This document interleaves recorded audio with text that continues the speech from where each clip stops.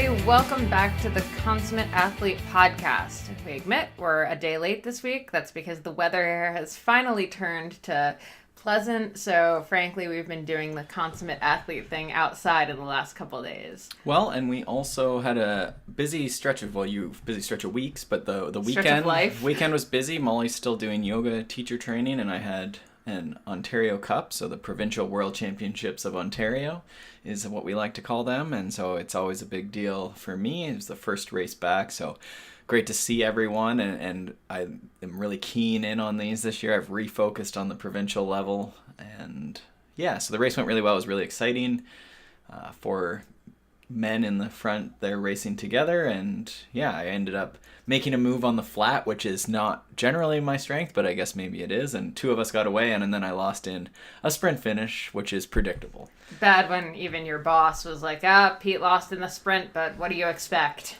It's true. I tried to start sprinting about 2 laps out, and actually 3 laps out I started and tried to drive them off my wheel, but didn't work. But it was very tactical. I think I did very well and got the closest I've gotten in a full out sort of sprint, building towards that sprint. So it was very fun, and really I'm going there more just to ride with people and have a good time. So it was a good weekend. But yeah, we both had those sort of busy weekends. So I think we're here on Wednesday now instead of Tuesday, and it sort of took those 2 days to sort of get back on top of things and recovered. Oh, you're recovered? I'm close. I'm going to hope today I'm going out and doing some intervals, so hopefully we're okay. Man, I just did a lot of yoga, and I still don't feel like I'm recovered. You would think yoga would be very recovery-friendly, but as it turns out, yoga teacher training, not so much. Well, it's tough, right? We all have these pursuits in life. You're taking this educational thing on the weekend, so you're thinking a lot and interacting with people, and you're driving and traveling. Food's a little disrupted, sleep's a little disrupted.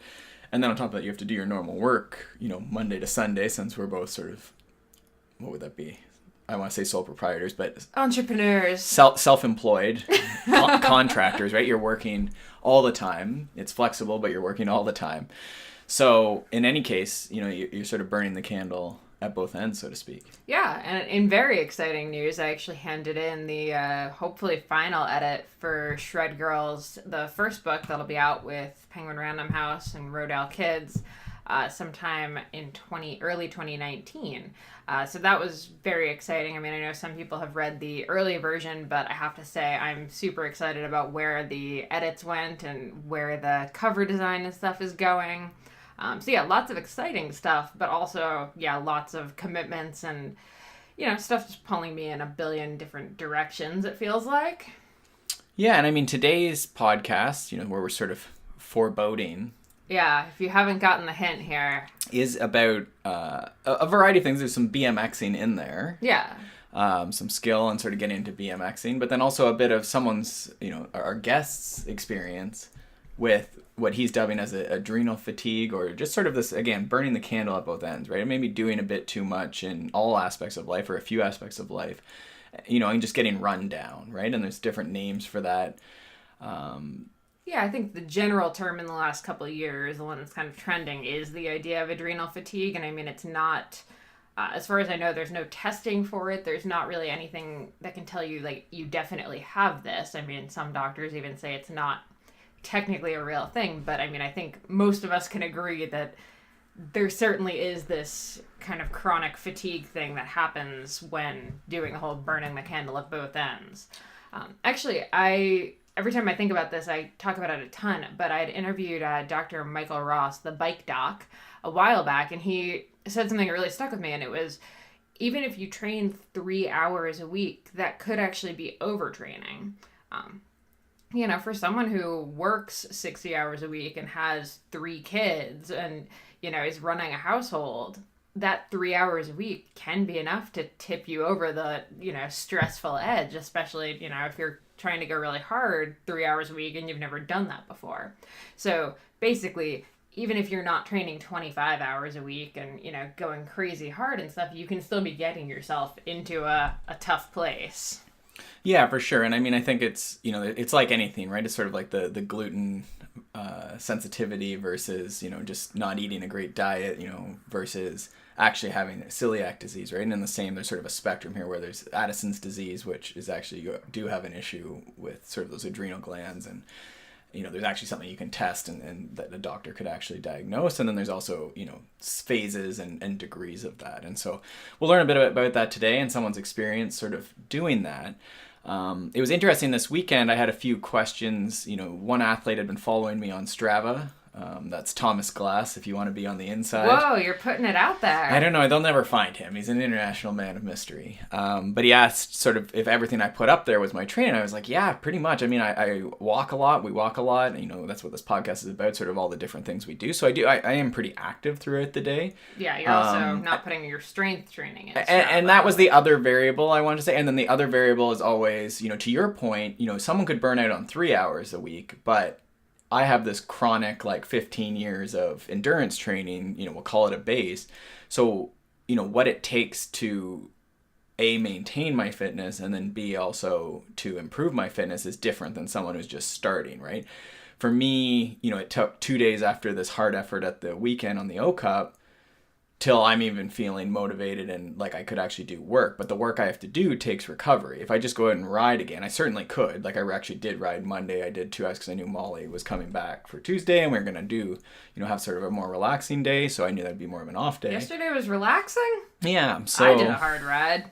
So all that to say, he was sort of just wow, that's not a lot, but it's the details, right? Of A, what am I doing? Usually it's mountain biking and riding up a hill really, really hard. But I need to recover between that, right? So it might only be an hour ride, but there might be 10 sprints in that are really pushing how well I can sprint, which apparently is not that well, as we mentioned earlier. So again, there's this myth that I think to get fast at something or good at something, it always needs to be more, more, more. But the reality is a lot of us don't have that more, more, more. It's not an option. And then also it's not always the best way to get better at something. And right? more doesn't just mean more volume. It also means more intensity too, right? Yeah. And we're always thinking about that loading, right? Just like in the gym, I can walk into the gym right now and lift up one heavy deadlift and I could be just have to recover for a week, right? So it's always those details of what did you do. If I just said I did one rep today, I went into the gym, warmed up, did some leg swings, one hard rep, right? You'd be like, wow, you're not training very much, right? But that could really have a potent dose, right? Mm-hmm. So that's one piece to the overdoing it, right? It's not always so simple. And then the other sort of aha moment I had this weekend was, say, a person had done well in the race, and then you're really motivated, right? Mm. So you want to do something the next day after the race. What's the workout tomorrow? But the problem is you need to recover and sort of just, again, those basics of, recover, maybe an easy spin, and then back at it, usual routine, right? But you're so motivated and you want to keep on that high of that great form that you end up, it's very tricky not to overdo it and then just crash. And then on the flip side, if you don't do well at the race or at the thing you want to do, then it's very tempting to the next day you have to be in the gym early or, cram in a ton of training, go do a 5-hour ride and you've never done a 2-hour ride, right? Because you need to really cram that in. And that's sort of the danger and where people get into trouble, right? Is they have the test, they finally get to test day, and then they realize they need to do something, right? And it's tricky. It's sort of that middle ground, right? Yeah. So all that to say, adrenal fatigue, whatever you want to call it, is, definitely an issue. And, it's not easy to avoid it, but you certainly can. And you can certainly be training a lot smarter. And, nutrition plays into this, lifestyle plays into it. So to throw it out there, we've actually been doing a lot more training and nutrition consults. So not necessarily here's your training plan, more okay, what have you been doing? Here's how to kind of optimize what you're already doing and make it work better for you. So you can find out more about that at consummateathlete.com or go to the show notes of this episode and we'll have links in there. Yeah. So. Yeah. And I mean, usually the advice in those, it's some, what we're discussing is some element of sleep, improving sleep quality, sleep hygiene, maybe doing less. Again, someone not, just doing way too much, given the time they have, right? They're staying up till 11 o'clock at night riding the trainer, indoors on their bike, when they could just be sleeping and do an hour ride or something, right? And then the other piece is just there's no recovery days in the entire week, right? They're doing something, but none of it is that high quality or that volume, right? So they're training an hour a day because that's all they have. But they might be better not to train an hour a day. They might, if they take 2 days off in the week, those 5 days of training could be much better, and they'd actually get a chance to absorb the training. Yeah, so again, check the show notes if you want details on that. But in the meantime, let's get into this episode with John Bedessa. All right, so I started racing BMX at the age of 7. Oh, wow. From there, so I started young. Typical path, you go for your state title, and then back then, and it's probably still the same way, you had your the points title. So if you were had the highest points of any athlete in the state, you would win that championship. And we could never do anything small. So from there, at that time, they had a national high point champion, which was you had the highest points in the whole country. And I ended up winning that 2 years in a row, which is a pretty big feat because living in New England, we only race from April to November. Mm-hmm. So you're competing against kids from all over the warmer climates, Florida, California, that are racing year round. Mm-hmm. So doing that, I was literally racing 9 days a week, 3 times on a Saturday, Monday through Friday, Sunday, like every day of the week we were racing to achieve that title.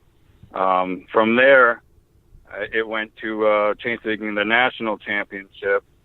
And I was on my way to doing that. There was actually this show back in the day, I don't know, and for the old timers out there, called the Sun-Kissed Kids.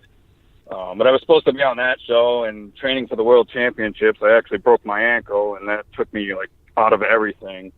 Oh, and how old were you then? When I broke my ankle, I was 12 years old, 12 to 13. Oof. Yeah, so that was luckily back then we were actually at a national in Indianapolis, Indiana, and it's kind of sad because my family's always followed auto racing. And that night was a Friday night. We were supposed to have a tour of the speedway and this whole intimate thing, and I was looking so forward to it, and I ended up breaking my ankle. So the closest I got to the speedway was meeting Dr. Trammell, who actually worked on he helped put together all the race car drivers when they crashed and broke their legs. So luckily I didn't need surgery, but I was in a full leg cast for 4 months. Literally, it was the whole summer. I broke my leg on June 21st, and I was in a cast till October.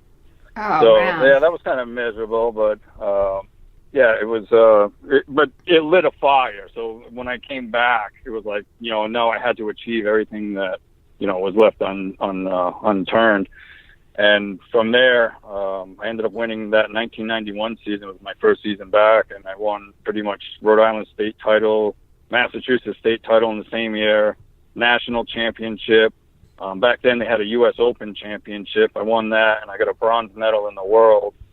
And then the following year, 1992, I actually won the world championships, and I actually crashed into the Grand Nationals, and I got the number 2 plate and state titles. And so, yeah, that was the short on the BMX days. And then I took a lot of time off. I was always into weight training and stuff from just racing the BMX. So I did that for the next 9 years between work and school. I dabbled a little bit in auto racing for a couple of years, lost probably more money than I care to talk about. And,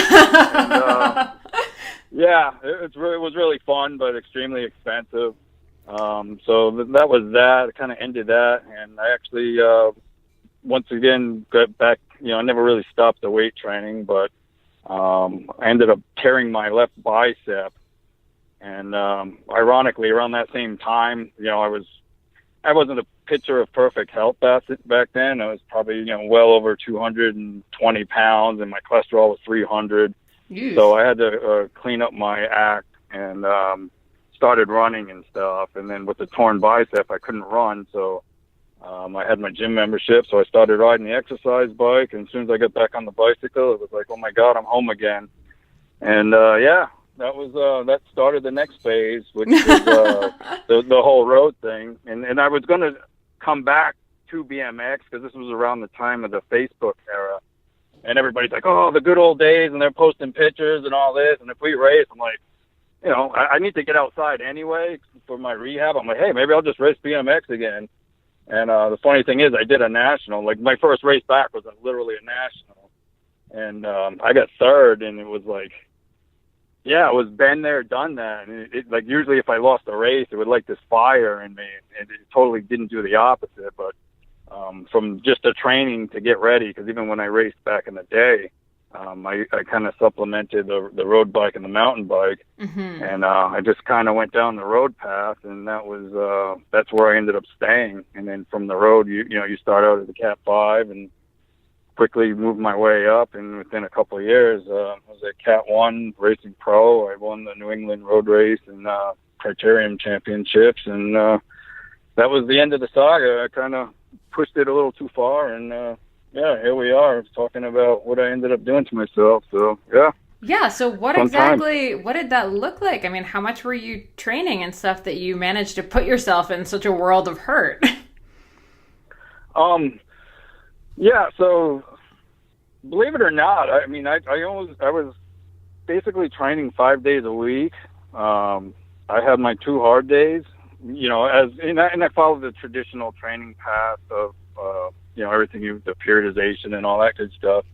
But like a lot of people cannot ride the trainer, and for me, like that was what I rode because it fit my life back then. So at that time, I had a girlfriend with kids, and between work, and so I would just get up really early, get on the trainer, do an hour, 2 hours, 3 hours, whatever I had to do, and then live my life somewhat normally. And ironically, that winter was the winter of 2015 in New England was like probably one of the worst winters we ever had. It was just like constant snow, constant cold weather. So to get outside and ride, it really didn't happen. So I was, just concentrating on doing the trainer, and it's the whole story. It's not so much the training, but it's that lifestyle that you live as.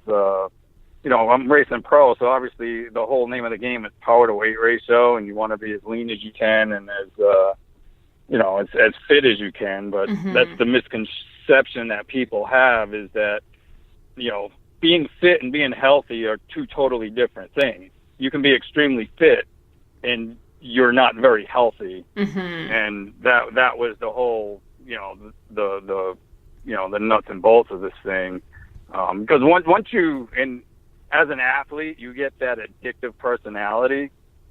Yep. The compete, defeat, accept the award lifestyle. And, when you're lean and you're feeling great and you're at the top of your game, you don't want to give that up. So, and that was the thing. I was always trying to stay that way. And unbeknown to me that, what I learned later after, going through what I went through, it was pretty stupid what I did, and the effects of stress are extremely cumulative, and I don't think people realize how cumulative it is, and it's damaging to the body. Absolutely. Obviously. Yeah, I remember I actually recently interviewed a doctor, and he was saying pretty much the same thing, is it's actually surprisingly easy for especially athletes who aren't just racing, so non-pro athletes. It's so easy to get overtrained and get into trouble because there's all the cumulative stress from daily life and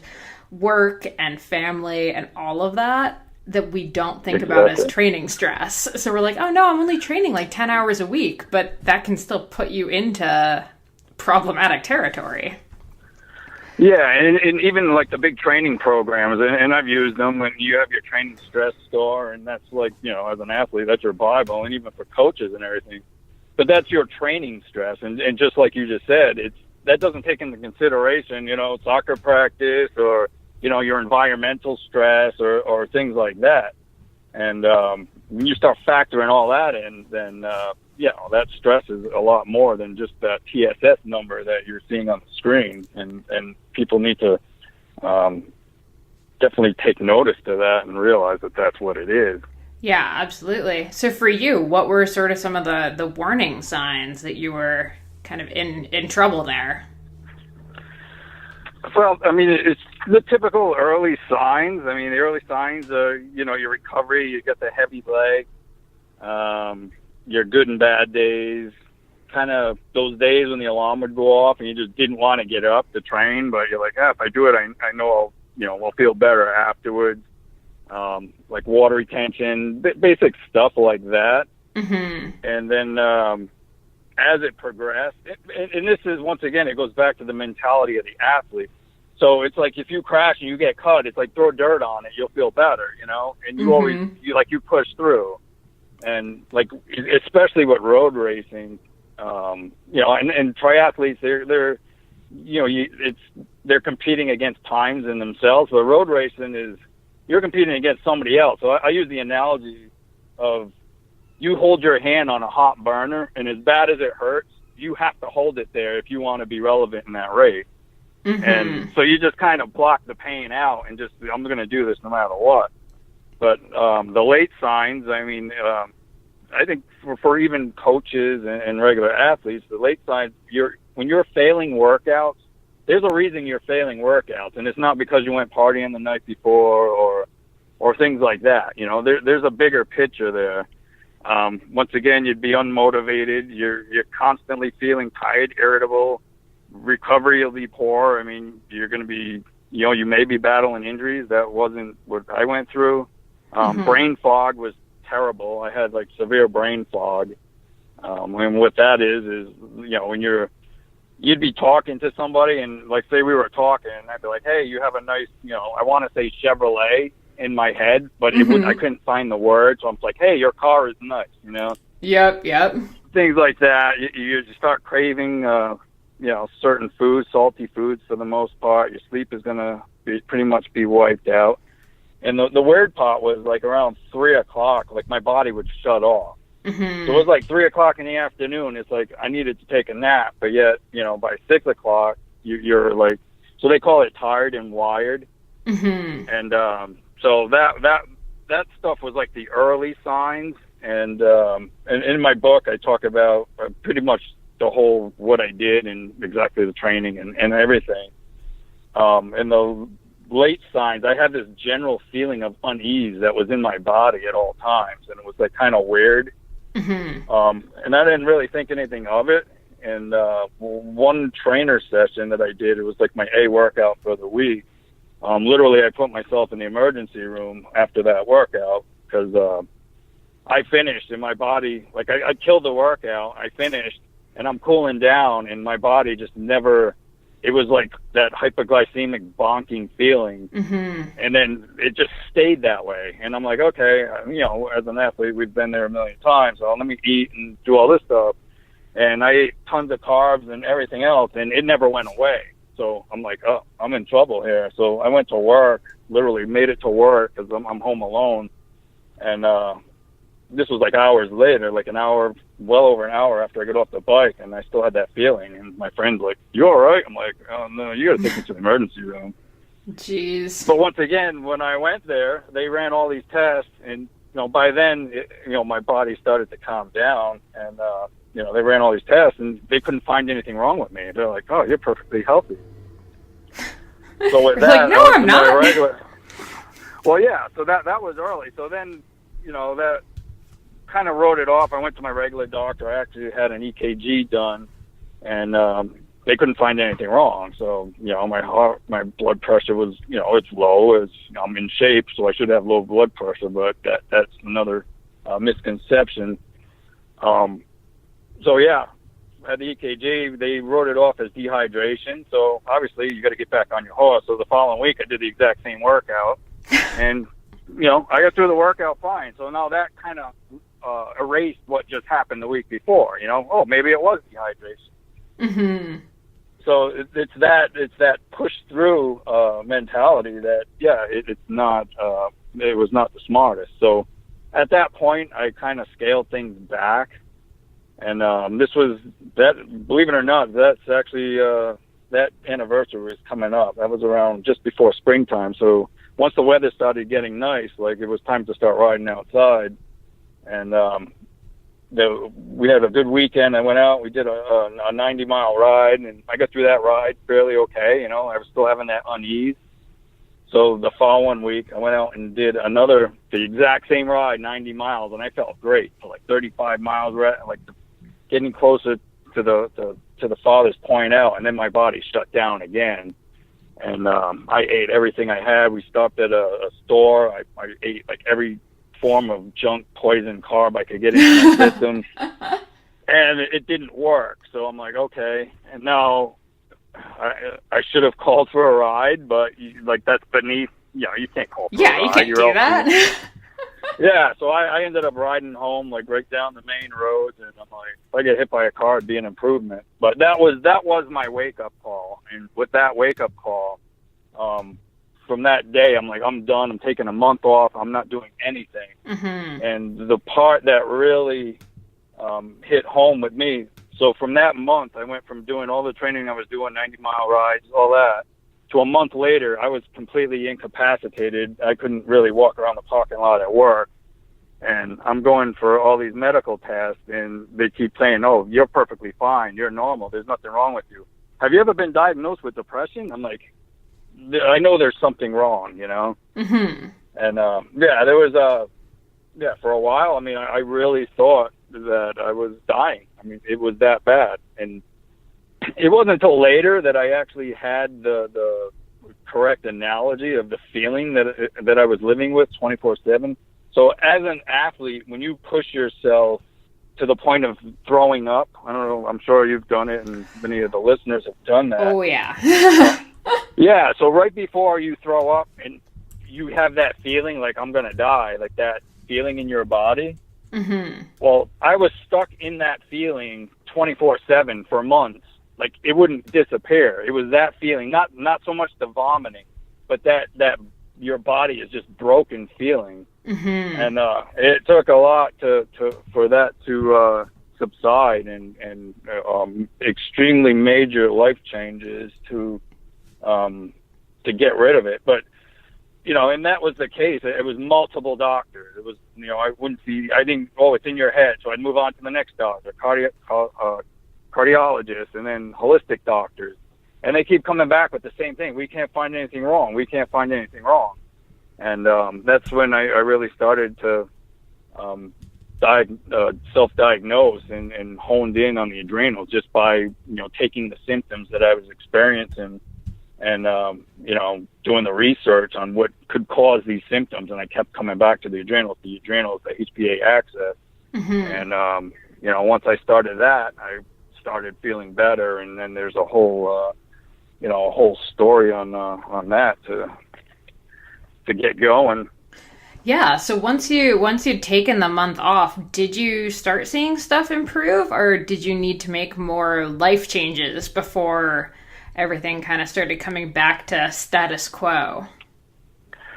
Well, no. So the month off, I got worse. Really? And everything you read about overtraining is that's the number one thing, is to rest. That's your recovery. You need to rest. Mm-hmm. I rest. I didn't ride. I ate right, and I got worse. And so, but once again, so after all of this, and to get a little sidetracked, but so people put a lot of faith in doctors that they know what they're talking about, and you rely on your doctor to look after you. And as an athlete, we're at a severe disadvantage because you exercise, they just check your blood pressure, which is good. They're going to check your blood sugar. They're going to check your cholesterol, open up and say, look in your ear, hit your knee. Oh, you're perfectly healthy, compared to the normal people that, that they see on a regular basis. And Mm-hmm. This is a misconception, because as an athlete, there's all kinds of hormonal things that go on, stress markers that need to be checked. And that's the only way you're going to be diagnosed properly. Mm-hmm. And, until that happens, you're going to be in for it's like they treat the symptom, Yeah, your thyroid, they'll check one thing, your TSH, and is you fit into a range. If you're between 1 and 5, you're perfectly normal, even though you have all the symptoms of it.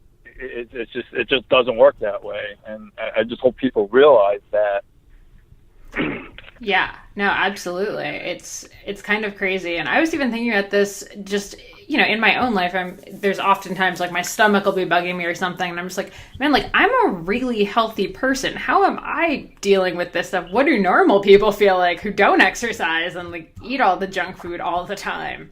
Like, is this what they go through daily? Yeah.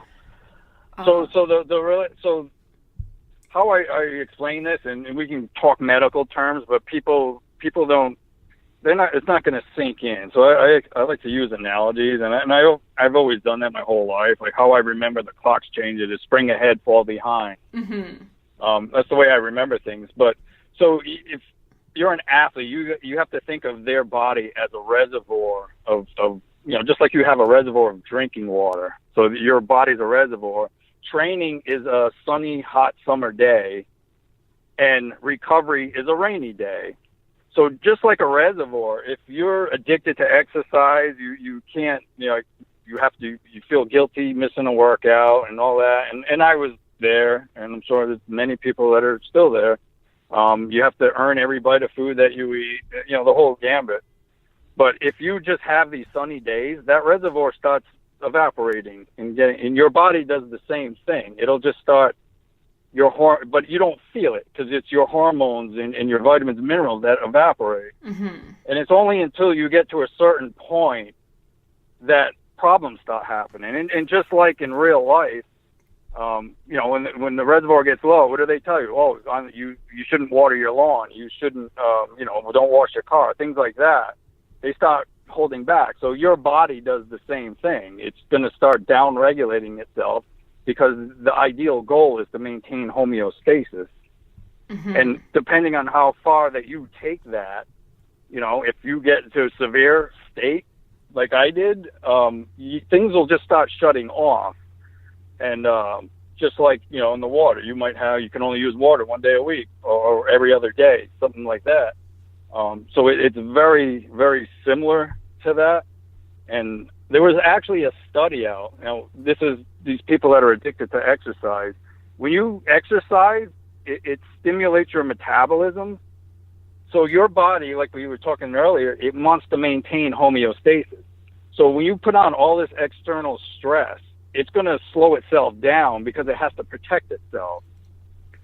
Mm-hmm. So you're actually slowing your metabolism down. You're not speeding it up. And there's a study out there on The Biggest Loser. I don't know if people have watched that show, but they did a test before the show with the contestants, as unhealthy as they were, at the end of the show, and then 6 years after the show.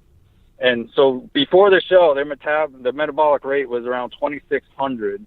At the end of the show, it went down to 2,000. And 6 years later, it went to 1,900, which it never recovered back. And for the most part, at the end, they pretty much gained all the weight back. So this is like major stuff, Mm-hmm. You think you're exercising to be lean, but you're actually damaging your metabolism in the process.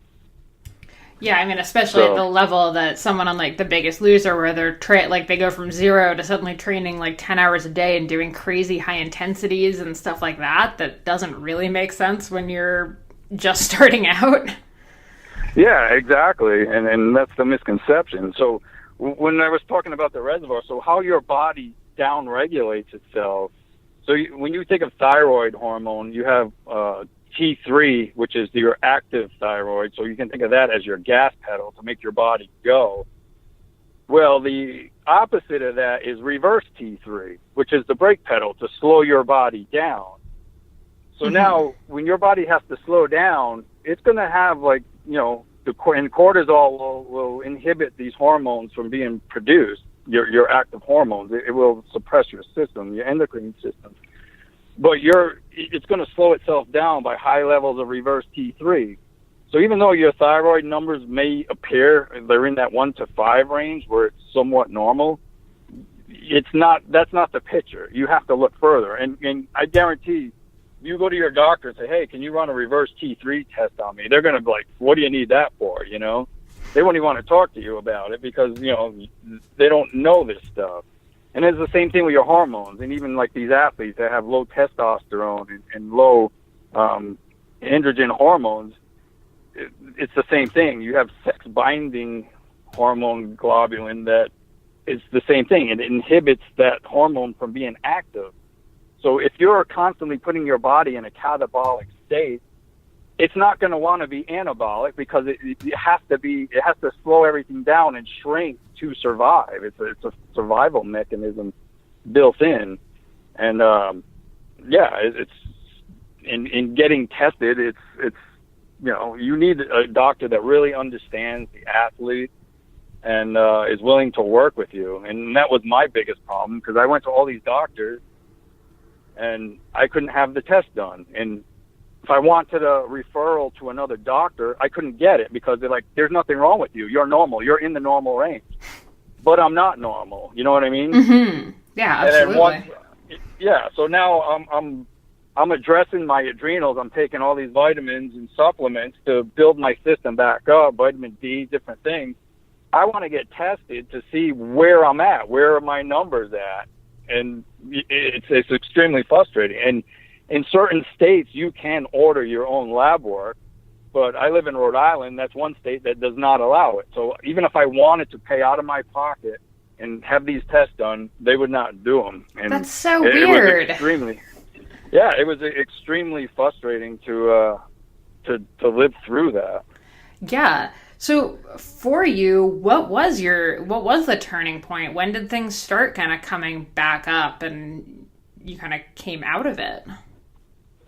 Once I started honing in on the adrenals and really supporting the HPA axis, so getting back to the whole the reservoir thing. So the HPA axis is the stress system of your body.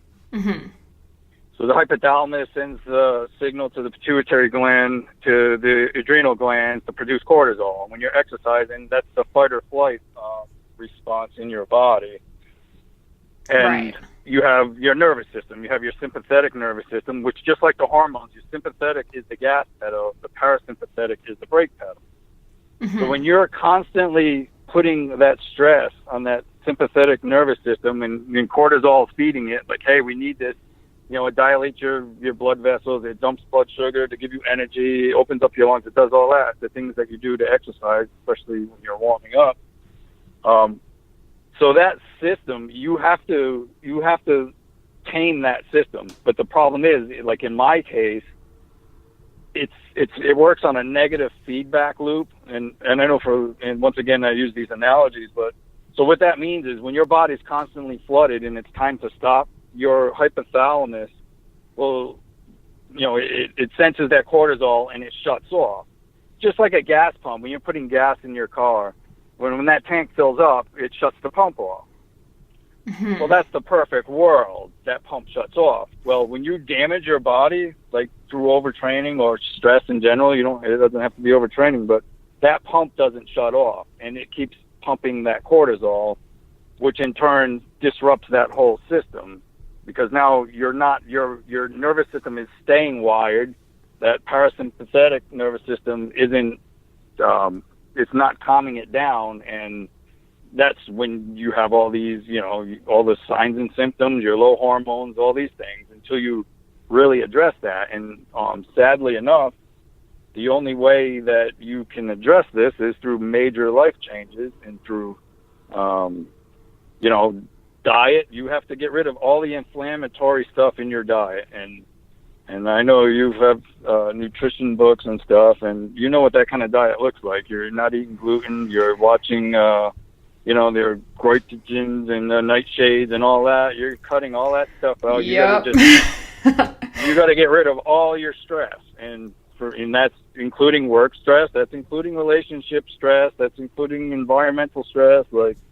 And not just like, I'll take a week off. It doesn't work that way. And that's hard because often dropping the stress or trying to actually is almost more stressful, right? Like, I can't eat all of these foods, but I love those foods. So now that's a stress. Or like, I need to back off at work, but now, oh my God, are they going to replace me? So you're adding in all of this weird, it's so hard to actually unload stress.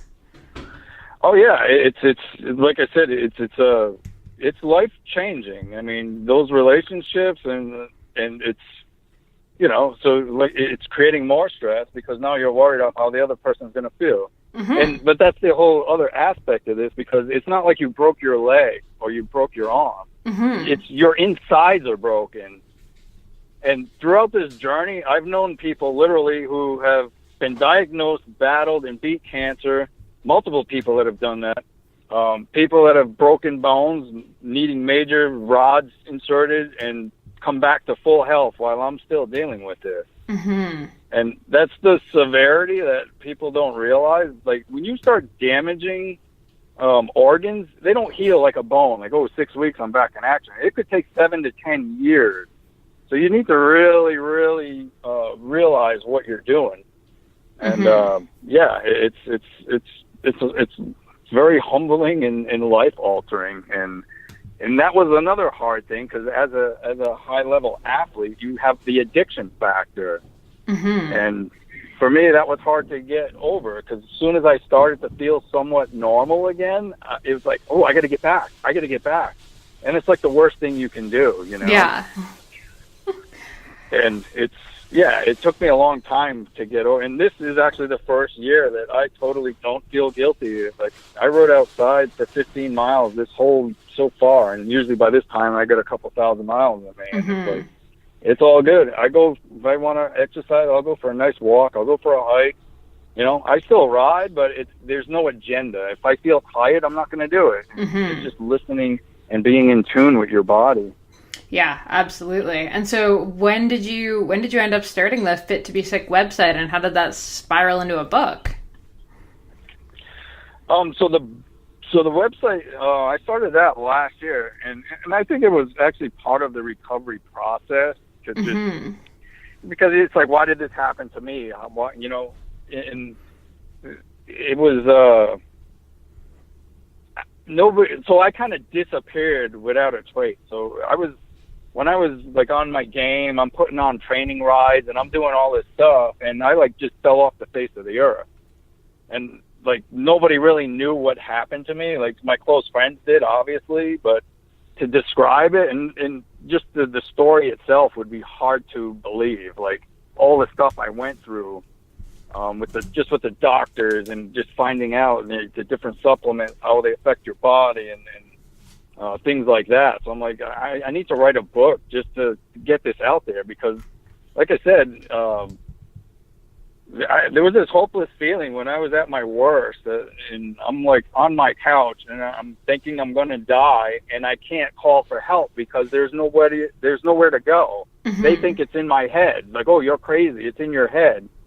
And it was like that hopeless feeling. And I don't wish that on anybody. And it's just, there's nothing out there talking about this. And I know, and I've met many, many people since I've started this stuff that have gone through the same thing or very similar, or in the process of it, and it's the same thing. The doctors can't find anything wrong with them, or they want to put them on hormones that you can put yourself on a hormone, but it's not going to answer the question. And just like cholesterol, somebody could have elevated cholesterol. They'll put you on cholesterol lowering drugs, but all the hormones in your body are built from cholesterol. So look at the hormones, see if you have a deficiency before you just start taking that cholesterol away, because it's giving you a sign, Yeah, absolutely. And getting back to the reservoir thing, like even that. So when you're in that state of, the sun's drying up that reservoir, one rainy day does not fill the reservoir up. It may take weeks, it may take months, and depending on how far you pushed yourself, it could take that long just to get back on your feet where you're feeling halfway decent, providing you do the right things, Just taking a day off your bike and I'm not going to ride today, but I'm going to go for a run. You're still putting stress on your body. You know? Yeah. Maybe make that a walk instead of a run if you really need to move. Yeah, exactly. And walking, and I was always against walk. I'm like, I'm walking. It's like a waste of time. I'd rather go for a jog. And it's like, you know what? Like, after living what I went through, like, I love walking now. It's like one of the funnest things I do. It relieves your stress. Meditation, breathing, it's all good stuff, and I think anybody should incorporate that into their program. Yeah, absolutely. No, I love that.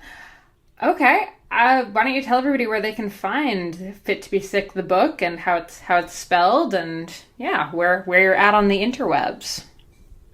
All right, so the book Fit to Be Sick, you can buy that on Amazon. They have a paperback, and there's actually the Kindle version of that. The website is fittobesick.com. And it's fit2 with the number. What's that? And it's Fit to Be Sick with the number 2.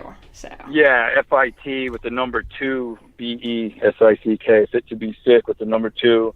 And I also started the website, cyclingjunk.com, which is an online cycling marketplace that's all just strictly cycling, and it's all free classifieds. And oh, nice. And we sell. My cousin's a professional detailer, so we created some detailing products that are carbon friendly, and it's not toilet cleaner that most people clean their bikes with. Very cool, and we'll have all the links to that in the show notes. Awesome. And, sorry, go ahead. Yeah, no, the website thing, how we got into that is when I was racing, it was the pricing of the sport. It was just insane. And you see the junior fields with 6 riders, and the master fields with full fields. So we're like, it's for what it costs for a high-end carbon frame set, you can buy a motorcycle. Mm-hmm. It blows your mind. I'm like, we just have to do something to kind of help the sport grow, So that's how that all came about. Oh, I love that. I actually have been talking about that a ton, that there's a huge barrier to entry, especially for younger riders, and just for, any, if you're going to be a world champion in cycling, you can even speak of this, you have to be pretty young when you get into it for the most part. And if your family is, lower income, it's really hard to get into the sport of cycling. So helping break those barriers is awesome. Yeah, and my cousin, he sent me so you can, a Z06 Corvette wheel is a set of high-end carbon wheels cost more than Z06 Corvette wheels. It blows your mind when you look at comparisons like that. This makes no sense whatsoever. Yeah. And that the technology, okay, I understand there's R&D, but you would think the R&D for a motorcycle or car wheels is going to be pretty high to put people's lives on the line too. So yeah, it's crazy. I'm so glad that we got to talk to you, because I do think this is kind of one of those issues that a lot of people go through, and they end up just quitting athletics altogether. And while you're not still racing at that high level, it's awesome that you've figured out what the balance is, where you get to be active and healthy, but taking care of yourself. And I think a lot of people struggle to figure that out. So I'm really glad we had you on for that. Yeah, and just like anything else in life, there's 3 things that motivate people. It's inspiration, obligation, or desperation. So when you're inspired, right? When you're inspired, that's like exercising and competing. You're inspired to compete. Obligation is work. You have no choice. You have to go to work to earn a living. And desperation is why I wrote a book about Fit to Be Sick, because I had no choice. I was desperate to find the answers on why my body shut down. And this is the thing. So people will think, oh, well, this is just for somebody who injured themselves. But if you implement these things into your healthy life of training, you're going to be that much better. It's like legalized doping is what it is, because now you're protecting your body. You're going to be able to push harder, because you're not going to, you can still damage yourself, but it's going to, if you respect everything, you will be better in the long run. So it does apply to everybody, healthy and obviously people who push too far. Yeah, what's that saying? The ounce of prevention is worth a pound of cure. So definitely worth looking into, and checking out the book before it becomes an issue. Yeah, they'll spend money on that 2 grams they're going to save on their bike, which is, when you really look at it, that's like, a couple sips out of your water bottle, Yeah. But something that'll actually, because your body, you live in it for the rest of your life. So when you damage that house, it's like we said, 7 to 10 years that it's going to take you to heal up some of these systems, and it's just not worth it for whatever paycheck it is or affirmation that you're looking for. Yeah, absolutely. Awesome. Well, thank you so much for taking the time to chat. I think, yeah, like I said, this is such a great topic to talk about, especially heading into base training season. Yeah, 100%, because now this is the time of the year that everybody's pushing the big numbers, so it's definitely just something to think about. And everybody in, like we said, it's not just the pros, it's the amateurs or just people looking to lose weight. I've talked to people of all walks of life that have run into issues. It's just something to be aware of. Mm-hmm. Absolutely. Awesome. Well, thank you so much, John. I will keep you posted on the episode. It was great chatting with you. All right. Thank you, Molly. It's been a pleasure. Hey guys, before you go, we just wanted to have one quick word from our sponsor, Health IQ. Health IQ is a life insurance company that helps the consummate athlete like you save money on your life insurance. To find out more, you can check out healthiq.com/CAPOD. That's CAPOD for all the details and to take a free quiz. Thanks so much for listening to this episode of the Consummate Athlete Podcast. To check out all of the show notes for this show, go to consummateathlete.com, and to follow along with our various adventures on the social medias, you can check us out on Facebook at facebook.com/consummateathlete, or follow me, Molly Herford, at Molly J. Herford on Twitter and Instagram. And I'm at Peter Glassford on Twitter and Instagram.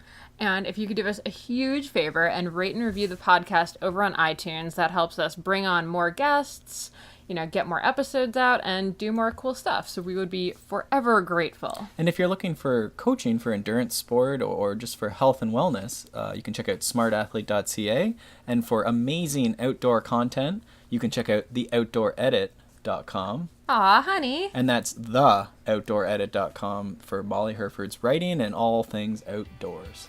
All right. Thank you so much for listening, guys, and we'll see you next time.